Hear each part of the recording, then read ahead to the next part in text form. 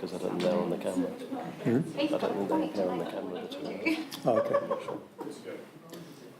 Thank you, and good evening, everybody, and welcome to the Ordinary Council meeting, 31st of January 2023, and in our first format of having our council meetings at the last Tuesday of the month. I would like to start by asking the CEO to read the following. Thank you, Mr. Mayor. All council meetings are filmed with both video and audio being recorded. Video is focused on a specific area, however, audio from the entire room is captured. In common with all narrative during council meetings, verbal responses to congratulations, obituaries and question time will not be recorded in the written minutes. By submitting a question, you consent to your question being read aloud at the meeting. The reasoning behind recording council meetings is to hold us more accountable and to improve the transparency of council's decision-making to our community. The full meeting is being streamed live on council's YouTube channel, which is Alpine Shire Council, and will also be available on the YouTube channel shortly after this meeting. Thank you, Mr. Jeremy. Please all stand. Alpine Shire Council acknowledges the Taungurung peoples as the traditional owners of the lands on which we are meeting today. Council also acknowledges all of the traditional owners of the wider lands of the area known as the Alpine Shire.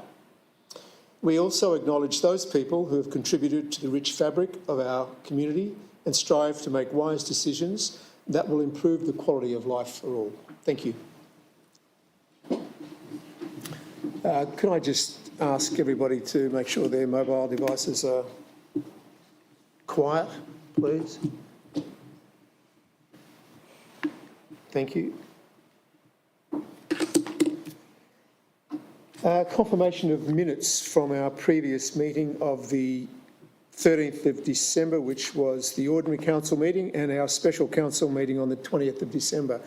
Could I please have a mover and a seconder? Moved, Councillor Kelly. Seconded, Councillor Hughes. Any comments? No. Thank you. All those in favour? Thank you. That's unanimous. And I should point out that Councillor Prime is actually in attendance. I have her on a screen in front of me here. Thank you.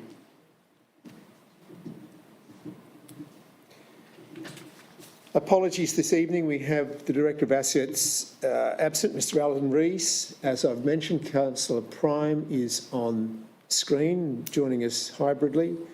And I would like to also welcome Ms. Sarah Buckley, who is our Acting Assets Director. Thank you. She may not actually be on the screen, not on the screen that you could see at home. Thank you. Obituaries and congratulations, and I'll start from Councillor Kelly on my right. Thank you. None, thank you, Mayor.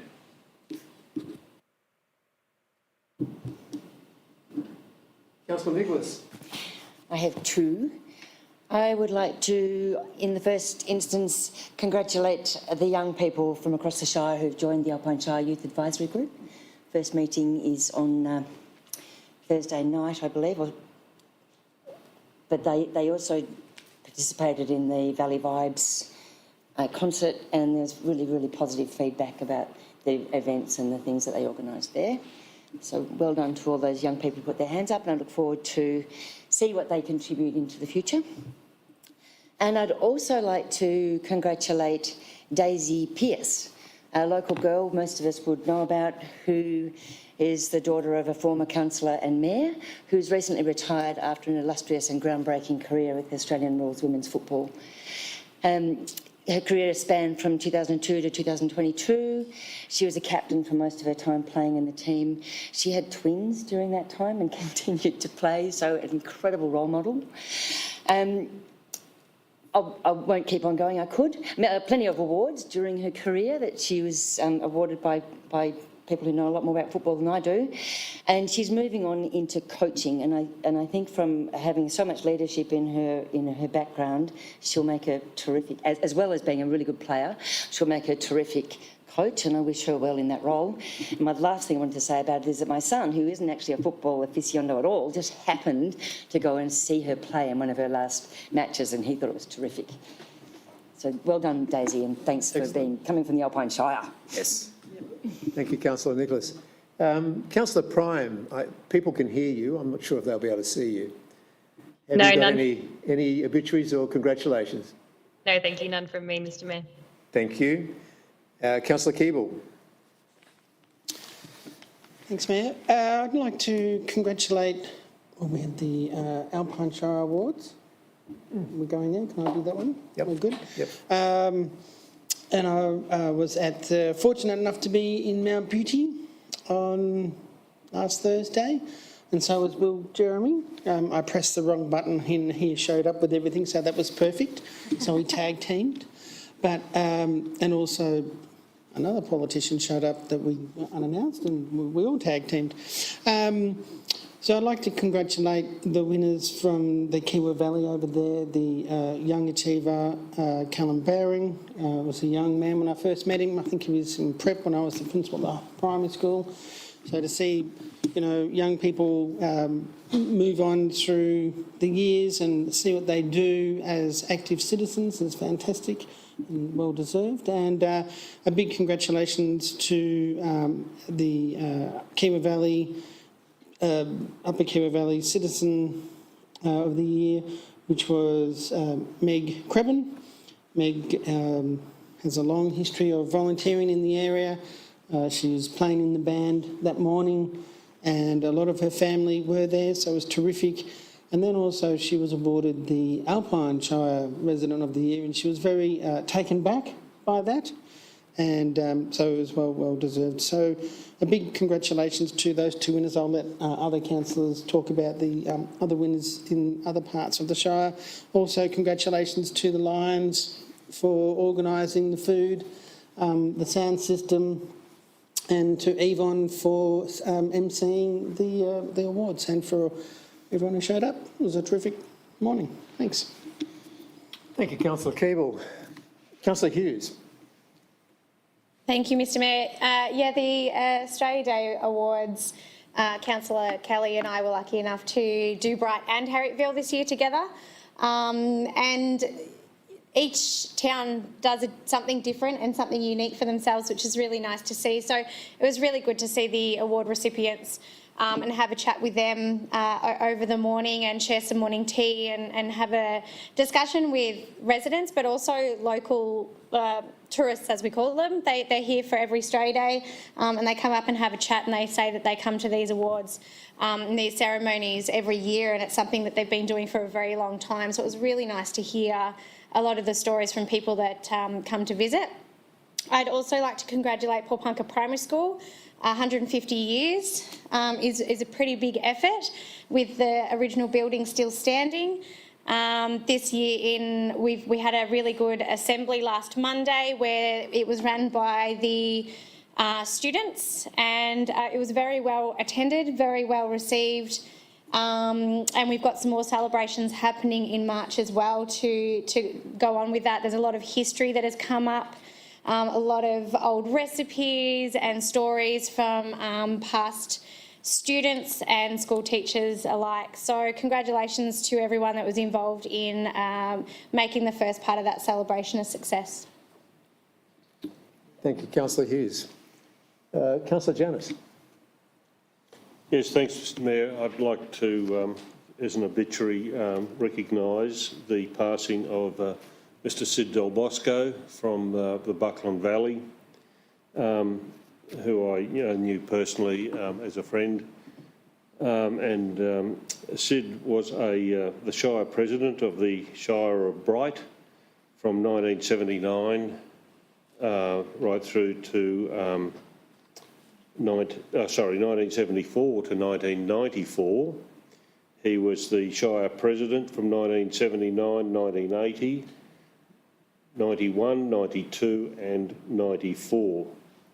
He's a prominent member of the CFA and prominent in agriculture in the area, and was a well-respected community member, and our thoughts from Council go to his family that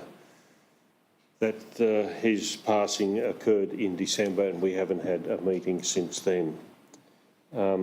On another note, in relation to the Australia Day Awards, I attended the Mudgegonga community celebrations and have to comment them on their breakfast that was given. It was like a 6-star hotel, and I had to take an extra cholesterol tablet by the time I left.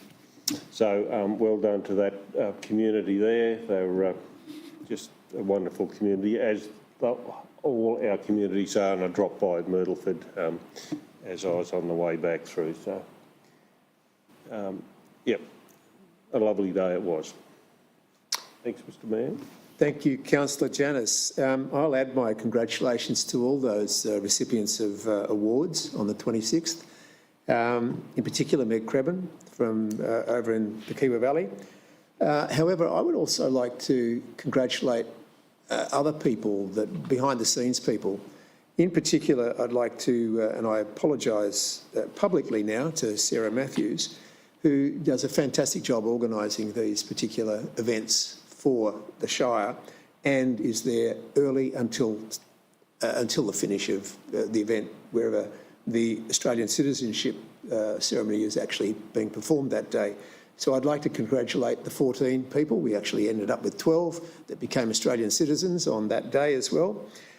Also, I think congratulations should be passed on to the staff at Alpine Shire, the volunteers that put their hands up in order to make Alpine Vibes work. I went out there and they were manning the gates, they were making sure the water was around. It was just a great atmosphere and a great culture to observe. So congratulations to all of those people involved. Thank you. Let's move right on. Do we have any declarations by councillors of conflict of interest? No, I see none. One other thing I should say about the ceremonies.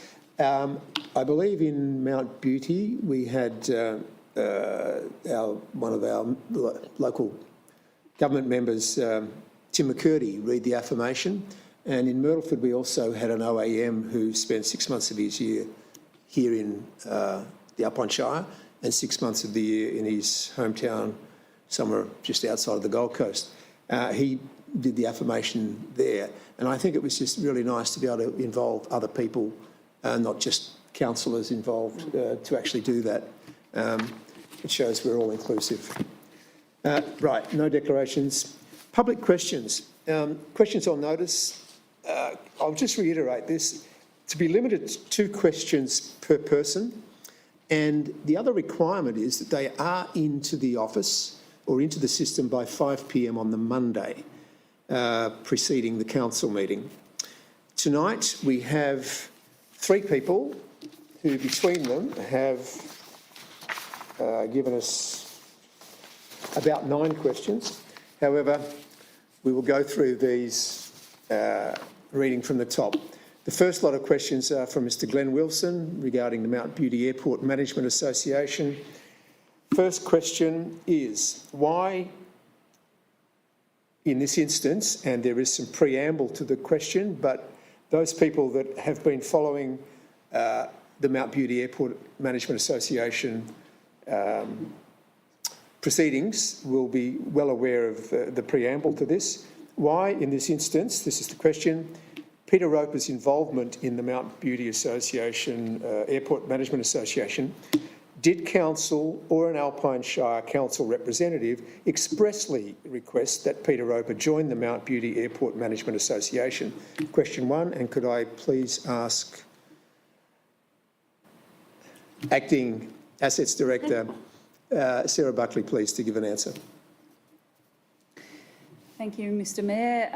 Council officers are not in a position to know whether there was any council encouragement for Mr Roper to join the association, since Mr Roper's membership predates the involvement of those current council officers that have operational responsibility of the airfield. Council, however, wishes to reiterate that all matters pertaining to the internal affairs of the association are exclusively a matter for the association itself. It is a body that operates independently of council.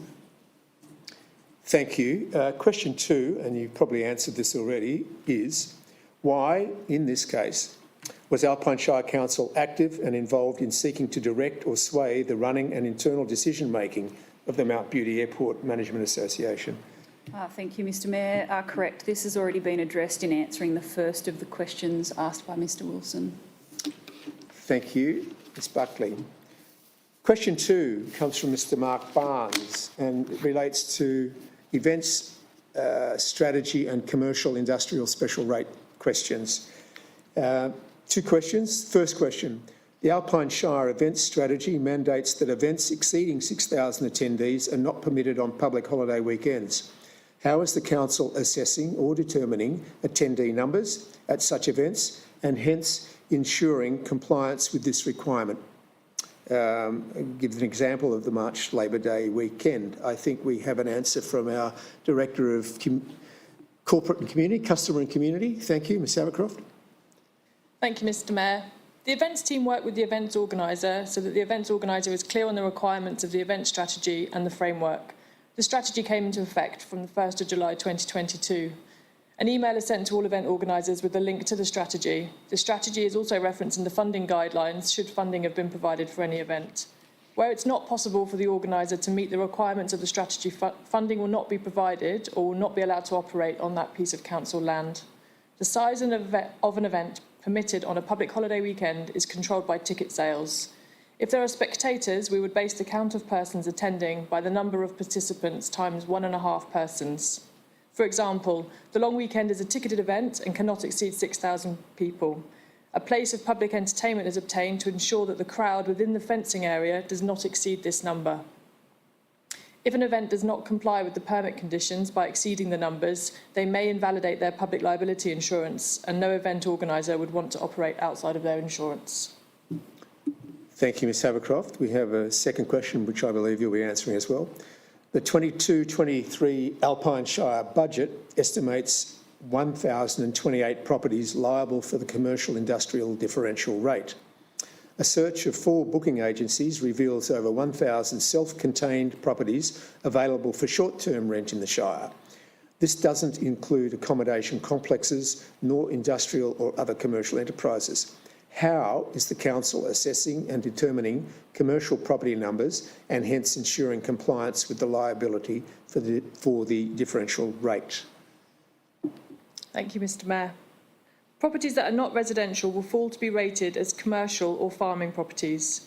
In relation to commercial rates and its application to holiday homes, it applies when 2 criteria are met.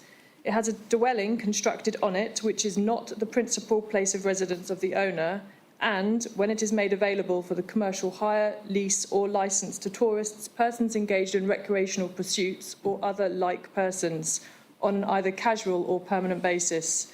If these 2 criteria are met, then under the current policy, it will be defined as a holiday house and the commercial rates will apply to it.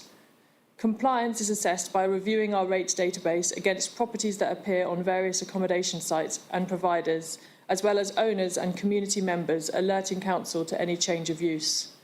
This does not consider properties that are subject to the Dinner Plain special rate. Thank you very much, Ms Abercroft. There is a rider to this particular, Mr Barnes, and as the answers to questions on notice are not included in the minutes of the council meetings, would it be possible to be provided with a written response? Thank you, Mr Mayor. We don't usually provide written responses, but as it's been requested, there's no problem with answering his email. Thank you very much. And just a point on that, and that is one of the reasons why questions on notice, and I'm assuming you may have a question. Not tonight? Oh, okay. Questions on notice can be answered more fully in this forum than questions from the floor, which will usually only get quite a short answer, especially if it's something technical or requiring a longer answer. So questions on notice are welcome, please. Question 3 comes from a former councillor, Ms Kate Farrell, regarding a cycle track in Wandillagong.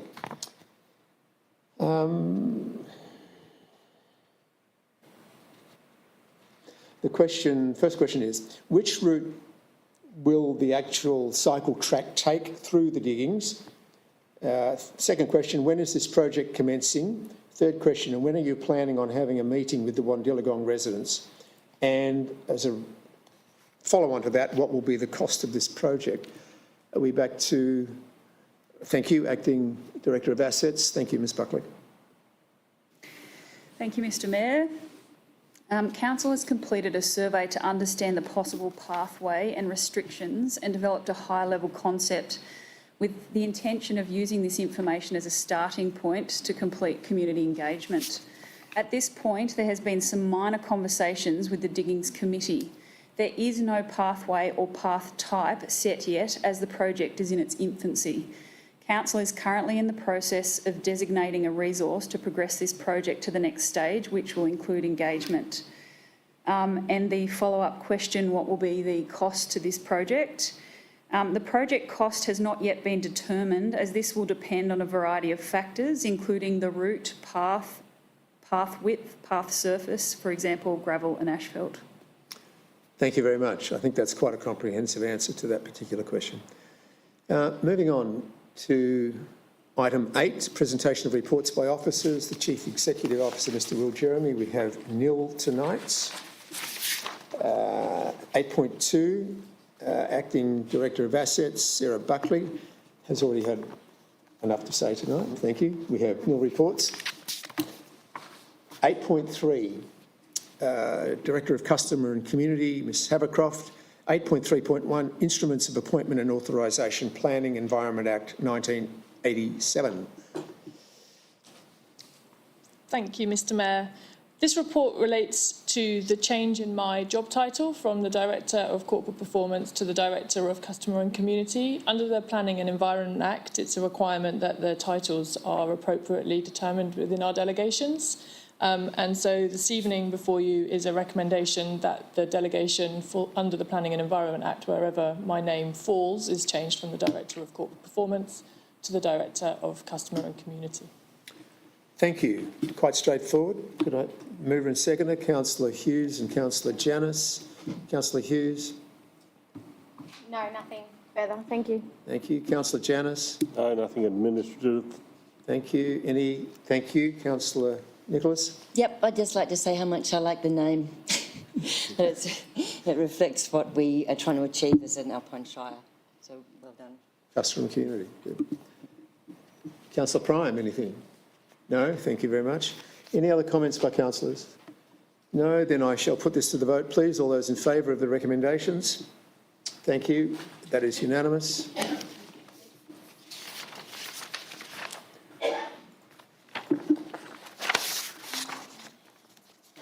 Item 8.3.2, the Dinner Plane Event Funding Program for 2022-23.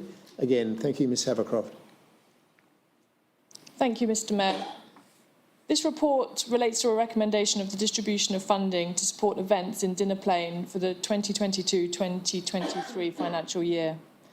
So the background to this is that we run an open application process for people who would like to hold events within the Dinner Plain environment, and we had it open on 2 separate occasions this year in the hope that we would attract some additional applicants from people. But unfortunately, we only received 1 external application, and that fits within the recommendation that you see before you this evening. And the council have also put in 2 applications themselves to operate the Easter Festival and the opening weekend fireworks for the ski season. So the background to this is that there is $60,000 allocated within the budget for the year. The confusion in the report, if it is a confusion that it only references $55,000, is that $5,000 of it is allocated to the following financial year, because the sled challenge actually falls at the end of our financial year on the 30th of June. So it's they get 10,000, but it's split over 2 different financial periods. But the recommendation before you this evening is that the council allocates financial sponsorship to support the events in the Dinner Plain as follows: Easter Festival to receive $10,000, opening weekend fireworks $10,000, and the Sled Dog Challenge $10,000, with the split as explained, and that the council delegates authority for the chief executive to distribute any residual funds or any unspent funds to a cumulative total of $55,000. Thank you, Ms Havercroft. Could I have a mover and seconder for the recommendation, please? Councillor Keeble and Councillor Nicholas. Thank you. Councillor Keeble. Thanks, Mayor Forsyth. These three particular events are well patronaged. There's a lot of people that go. There's a lot of great feedback from these three events. So happy to, in this instance, provide some assistance.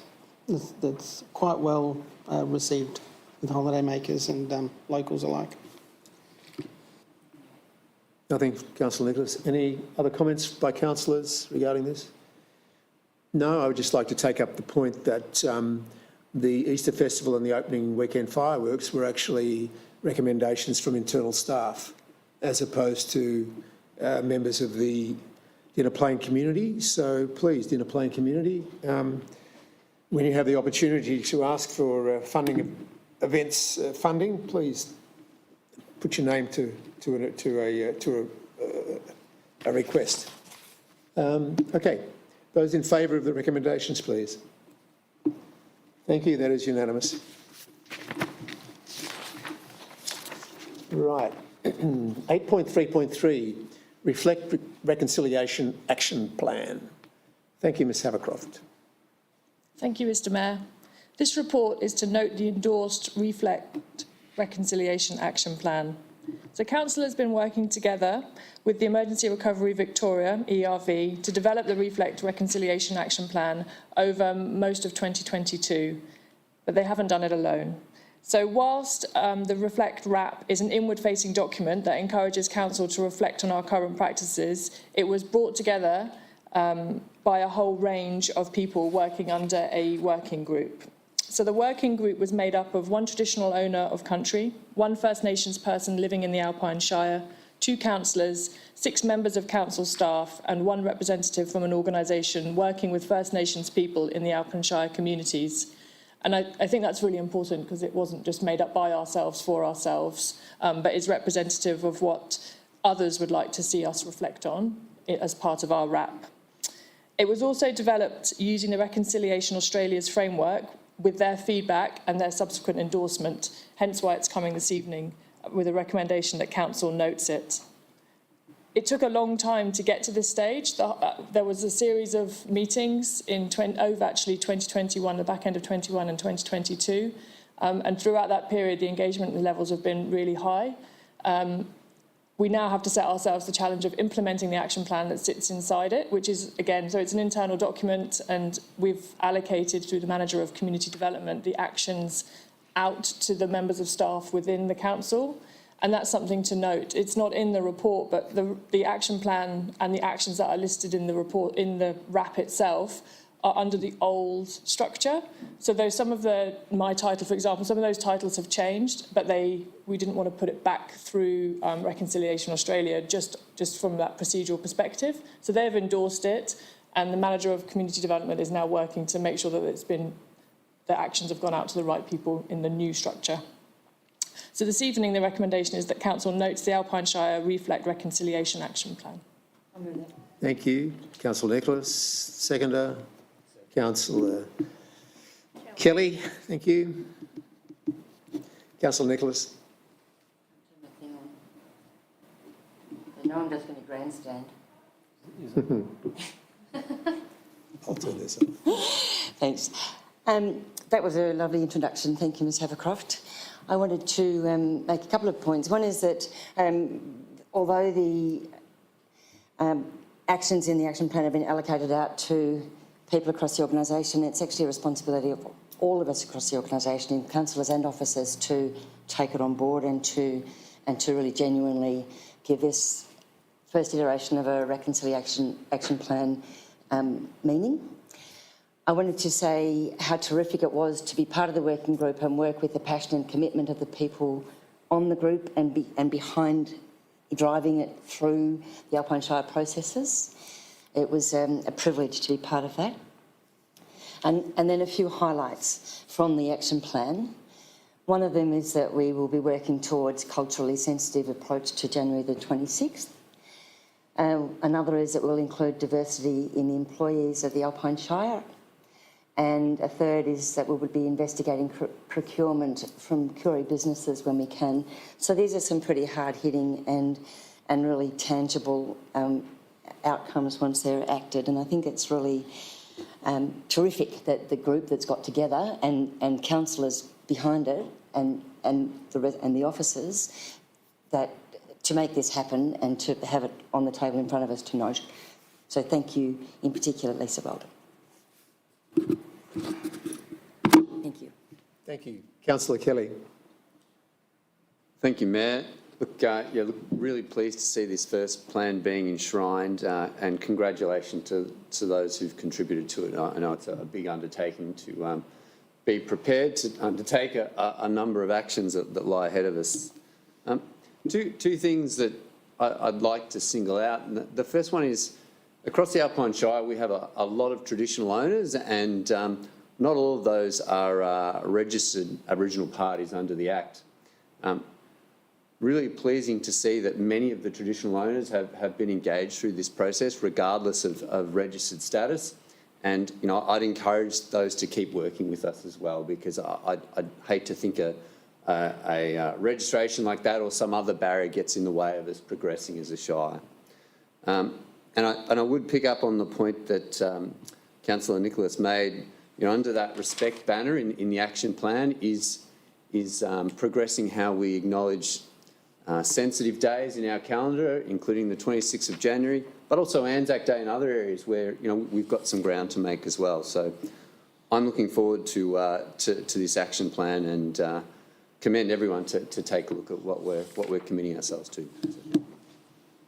Thank you. Any other councillors like to make comments regarding this? Yes, Councillor Keeble. If I may, thanks Mayor Forsyth, thanks to Councillor Nicholas and Councillor Kelly for their words and their thoughts, and thanks to Lisa and the teams that were involved with putting the RAP together. Having been involved in a RAP process myself, it does take time. Building those relationships with everyone is super important, and maintaining relationships. If I may indulge for 1 minute, Mayor. Sometimes you might hear the question, you know, why have a reconciliation action plan, or why have a RAP, why it's important. And I was at a session this morning before I came to council, and I want you to think about just this, where we are now here, think of Bright, and think about what it might have looked like 1,000 years ago. Think about what it might have looked like 500 years ago. Who was here, what was going on, how people might have been happy, or what were their strengths. Think about what it was like 180 years ago. Think about what it might have been like 50 years ago. I'm speeding through this, you know. And then think about what it is like today. And I think when you answer those questions and you think about that, you can see why it's important that groups who... I wouldn't say that Shires are land managers, but they have some sort of responsibility in land management, obviously, that it's important for groups like us that do have a reconciliation plan when you think of what life was like here 500 years ago and what it is like today. That's all I would say. So I'm looking forward to seeing where the rep goes. Thanks. Thank you. Any other councillors like to make comment? Yes. Thank you. Councillor Hughes.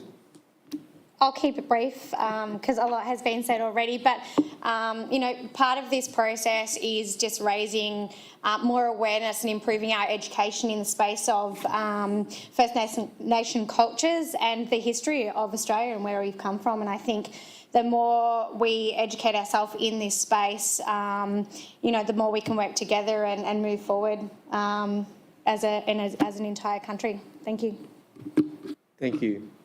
Councillor Janus, any words? Thank you. Councillor Prime, anything to say? No, thank you. In that case, I shall put the recommendation to the vote. Those in favour, and it's noting the Alpine Shire Council Reflect Reconciliation Plan. Thank you. That is unanimous. Congratulations, Ms Weldon. Well done.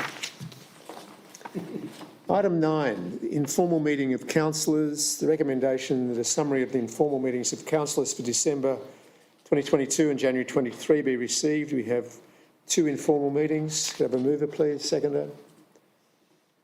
Councillor Hughes. Councillor Kelly, thank you. Any comments? No. No. to the vote. Thank you. Those in favour? Thank you. That is carried. Item 10, presentation of reports by delegates. We have none tonight. General business, starting from my left, Councillor Janus. Thanks, Mr Mayor. Just one item, and it's been prompted by the Dinnerplain funding and the response from the ratepayers in that location to, or the non-response to event funding, and I wondered why that actually was. And then I'll bring it back down to a local level, where we, event organisers, and there are many community events being held, have difficulty in getting those events organised, and particularly with volunteerism. So I would just wonder if, through the CEO, if we have funding allocated for events and we have unspent or unallocated funds, could we consider employing somebody specialised in the field of events, even on a part-time basis, to evaluate some of those community events that are struggling to exist? And some of them are long-standing community events, and they mean a lot to the community. But as I say, the volunteers are getting tired, and it is becoming harder to organise these events through administrative means and governance issues, and perhaps I think because tourism and events go hand in hand in the Alpine Shire, and they bring a lot of visitors to us. But you know, if we could have somebody allocated, and if we have the funding available to do that, to just cast their eye over some of those events within our Shire that are struggling, and perhaps offer some guidance that can assist them. I'll get the CEO just to give you a quick response. Thank you, Councillor Janus. So you started off your point that you made, which was in relation specifically to Dinnerplain. So as you're aware, we ring-fence the income, the revenue and the expenditure in Dinnerplain. So if we were to use surplus funding in Dinnerplain, we would only be able to use it to look at supporting events in Dinnerplain. Yeah, I understand the Dinnerplain finances. However, if you're talking more broadly about our event budget, then it really is a decision for council around how you would like to use the surplus funds. We're happy to look into a proposal to acquire a resource to support them and present that proposal to council for consideration. Yeah, I do understand that there may have been some surplus money from bushfire funding may be available. Thank you, Councillor Janus. You've touched on a different point there, which is external funding. So as you're aware, two sources of funding. One is councillors' rates, or rates that are put into event funding, and the second is the bushfire funding. So we're happy to go away and look at what is the expenditure of the bushfire funding and whether that's applicable. The bushfire funding is usually constrained by the criteria that the grant funding body applies, so it may not have the same flexibility as council has in the allocation of excess funding, which is funded through rates. But we're certainly happy to go away, have a look at that and come back with a proposal to council.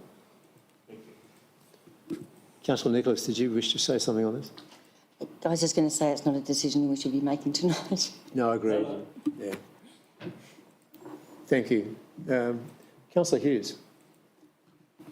Thank you, Mr Mayor. I just wanted to point out to everybody that there's been some more pop-ups of Alpine Shire staff and councillors attending local markets and things to discuss budget amongst other things. And this is an avenue where face-to-face discussions on queries that you might have, that you might not have the other means of communication, and that it's nice to see the faces come up and actually have conversation about what it is that we've got in the pipeline, and some of the things that, you know, might be on the back of your mind that you just haven't got the answer to. So I'm just urging people, just if you see them at the markets or see us at the markets, then by all means come up, have a chat. That's what we're there for. And the more interaction we have on these, the more we'll understand whether that's the type of forum that will be working as well. So. Through you, Mr Mayor, if I may. Certainly. Just to note that there's a 12th of February deadline for submissions to the draft budget process for the 2023-24 calendar year, financial year. So we've actually moved our process forward this year, and the reason we did that was to allow more time for the community to make their submissions, more opportunity for us to support the community through that submission process, and more time for us to work with councillors in assessing those submissions. So if the community could be aware, there's a 12th of February deadline. We have one more pop-up session, and that's next weekend at the market in Mount Beauty, and that will then end the run of pop-ups that we've had, which are specific to the event funding, to the funding programme, the budget programme. Thank you, Mr CEO. Councillor Keeble. Thanks, Mayor Forsyth. I think the next pop-up's this Saturday. That's correct. 1 o'clock? Beauty. Or 11 o'clock? 1 o'clock. 1 o'clock? Morning. Finished at 1, isn't it? 11 o'clock. I've got it in here. So while I'm talking. I think it's 11 o'clock. MO Beauty. So I think that's on Saturday.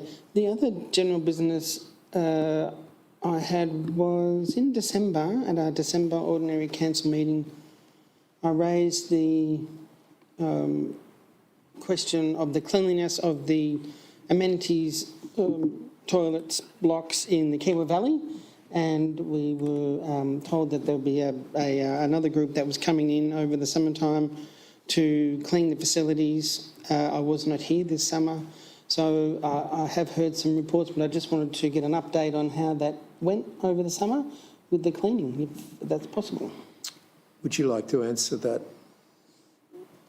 Is it Ms Havercroft? Or is it? Thank you, Mr Mayor. I think probably Ms Buckley or I could answer the question. So yes, the update from the special council meeting, so it occurred, you raised it at the ordinary council meeting, and the special council meeting in December, we allocated a contract to PeopleWorks to take over the contract in the Kiwa Valley for a period of 9 months. And like you, we've also had really good feedback about how that contract has been going, to the point where we've had some thank yous, which we haven't had in the past, about public place amenity cleaning for some time. Okay, so it's a 9-month contract. That, at the moment, it's a 9-month. Thank you. Perfect. Thank you. Nothing further, Anything thanks. else? Nothing further. Thank you. Councillor Prime, do you have any general business tonight? No, none from me, thank you. Certainly. Hope you're feeling better. Councillor Nicholas. There we go, got it on. Yep, I'll start by saying that my calendar says 9 till 1 for the Mount Beauty Market. Thank you. That's the clarification. Yep. And I plan to be there for at least some of that. I wanted to raise a presentation that we had earlier on today from the Myrtleford Community Power. Mostly because when they started talking to us about community power and being totally local with power, the first thing they talked about is reducing use and the things that people can do in their own homes to reduce their power bills. So I just quickly wanted to raise Myrtleford Community Power because people can contact them, the Sustainable Upper Ovens because they're in the Bright area, and Towards Renewable Energy Kiwa as community groups that people who are interested in reducing their power use can go to in the first instance to get some help and point them in the right direction. That's me. Good. Councillor Kelly. Thank you, Mayor. Look, just a quick thank you to all those who signed up to be lifeguards at our aquatic facilities this summer. In previous years, particularly last year, there was a real labour shortage and difficulty in filling those roles, and I understand this year we had a full contingency.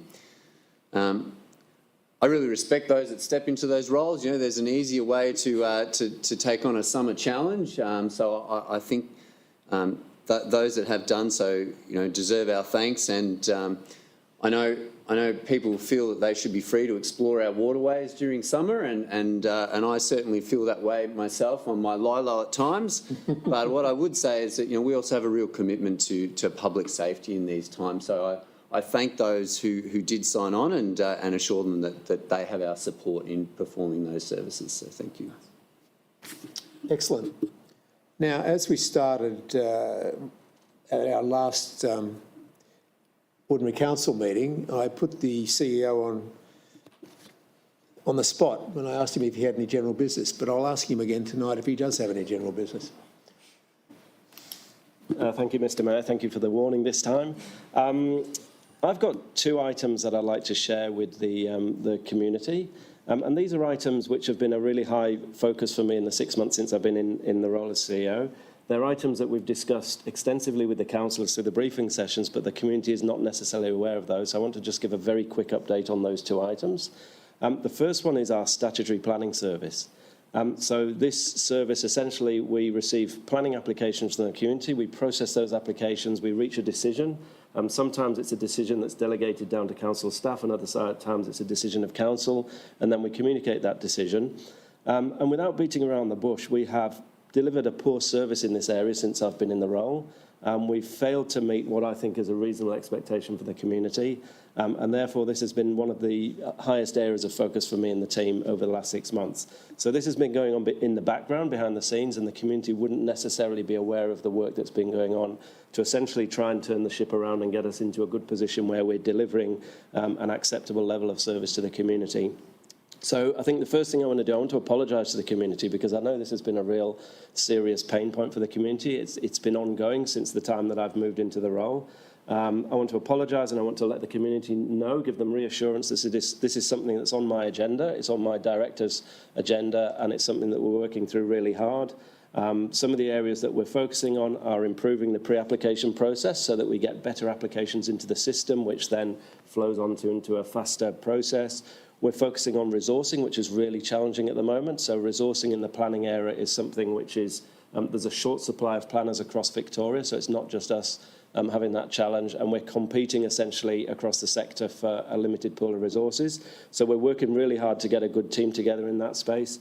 And finally, we're putting a lot of work into our systems and processes. So I think we've underinvested in this area over a number of years, and that's come to light recently. So we're putting a lot of effort into the systems, the processes that support our staff to deliver a good service.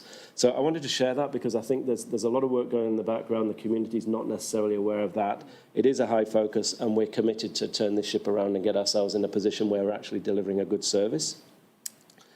The second thing I'd like to talk about, again, it's been going on in the background, is around a restructure of the organisation. So one of the areas that Council asked me to focus when I moved into this role was looking at how well we're set up as an organisation to deliver a good service into the community, and have we set up functions and aligned them properly within the organisation to allow an efficient flow of information through the organisation, so when we get queries through, we process them effectively, we don't lose them on the way, we get the right people working on them, and we deliver a good service out to the community.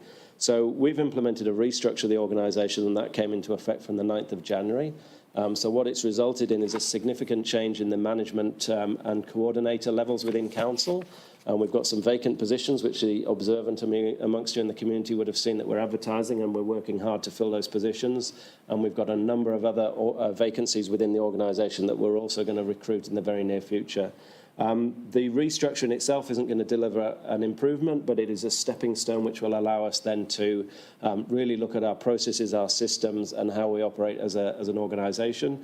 And I think there's 3 key areas that I've been talking to council and talking to our staff that we're trying to achieve. The first is in our customer service delivery.